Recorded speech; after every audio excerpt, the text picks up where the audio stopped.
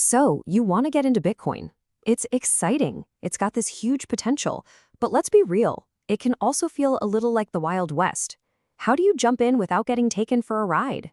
Well, that's exactly what we're going to break down. In just the next few minutes, you'll have the guide you need to buy Bitcoin safely. Let's do this. You see the headlines, right? You hear about people making a fortune and you think, man, I don't want to miss out on this. But then you hear the other stories, the scams, the hacks, people losing everything. It's this constant push and pull, isn't it? The excitement of the opportunity versus the fear of making a really, really bad mistake. I want to be super clear about something. That cautious feeling you have, that's not a weakness. It's your superpower. That feeling is what's going to protect you. Our job right now is to arm that caution with a straightforward, no-nonsense plan so you can move forward with confidence. Okay, so before you even get close to hitting that buy button, the most critical work has to happen. This is all about building your foundation of safety, and it all starts with a simple checklist. First things first, do your homework. Now, you don't need a PhD in cryptography, but you should get the basics of what Bitcoin is, and maybe more importantly, what it isn't. Second, you've got to find reputable exchanges. Think of these as the stock market for crypto. You want the big names, the ones with a long history and millions of users, not some sketchy website you saw in a pop-up ad. And that brings us to number 3, which is crucial. Check if they're playing by the rules. Is the exchange registered with financial authorities? It's not a 100% guarantee against everything, but it means they're accountable and not just some fly-by-night operation. All right, foundation's in place. Now for let's call it the self-defense part. To avoid the traps, you have to learn to think like the people setting them. We're going to pull apart the most common scams so you can spot them a mile away. First up, the absolute classic. This scam preys on one of the most powerful human emotions out there, greed, the desire for an easy win. You'll see it everywhere, ads, direct messages, some friend of a friend, all promising an investment that sounds way, way too good to be true. This is the classic setup. On one side, you've got the bait. It's so tempting, right? Double your money in 24 hours, zero risk. On the other side, you have the giant, flashing red flag, which is the stone-cold truth of investing. There is no such thing as guaranteed profit without risk. It doesn't exist. Anyone telling you otherwise isn't selling an investment, they're selling a fantasy, and they're about to take your money. The next one we're going to talk about is a bit more sneaky. This is where criminals put on a costume.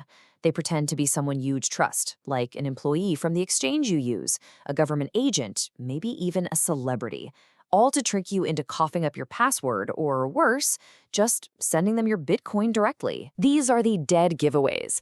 They'll try to make you panic with fake urgency. Your account will be terminated in 1 hour unless you click here. It's designed to make you act before you think.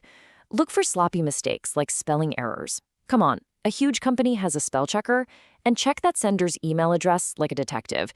If it's support@coinbasesecurity.com instead of support@coinbase.com, it's a fake. And if Elon Musk randomly DMs you about a crypto giveaway, it's a scam, 100% of the time. So, you've done your homework, you know how to spot the bad guys. Now it's go time. Let's walk through the actual tactics for making that purchase and keeping it secure. I need you to follow these 3 rules like your life depends on it. 1. The second you create an account, enable 2-factor authentication or 2FA. It's like a digital deadbolt for your account. It's non-negotiable. 2. When you send Bitcoin, you need to be paranoid about checking the address. Why? Because crypto transactions are irreversible. One single wrong letter or number, and your money is gone. Just poof, vanished forever. And that's why rule number 3 is so incredibly important. Always, always send a tiny test amount first. Send $1. If it gets there safely, great. Then you can send the rest. You did it. You bought your Bitcoin safely. That's awesome. But the job is not over. Owning Bitcoin is like owning digital gold. You wouldn't just leave gold bars sitting on your coffee table, right? No, you'd lock them in a vault. That vault, in the crypto world, is called a wallet. You can forget all the complicated tech jargon for a second. At its heart, a crypto wallet is just a place where you, and only you, have total control over your Bitcoin, completely separate from the exchange where you bought it. And you basically have 2 choices. Think of them like fire and ice. A hot wallet is an app on your phone or computer. It's connected to the internet, so it's hot and ready to use. Super convenient for spending, but because it's online, it's more vulnerable. A cold wallet, on the other hand, is a physical device, kind of like a special USB drive, that you keep totally offline. This is your Fort Knox. For small amounts, or if you're trading a lot, a hot wallet is fine. But if you're planning to hold on for the long haul, a cold wallet is, without a doubt, the king of security. Look, if you only remember one single thing from our chat today, please let it be this. The markets are going to change. The tech is going to evolve. Scammers will absolutely invent new tricks. But the one thing that will always be your best defense is your own knowledge.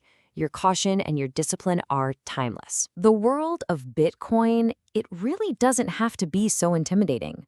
Once you know how to spot the traps and you have a solid process, you are the one in control. So the real question isn't just about whether you can buy Bitcoin safely. It's about whether you're ready to take on the responsibility that comes with it. Because when you truly own your assets, you effectively become your own bank. The only question left is, are you ready for that?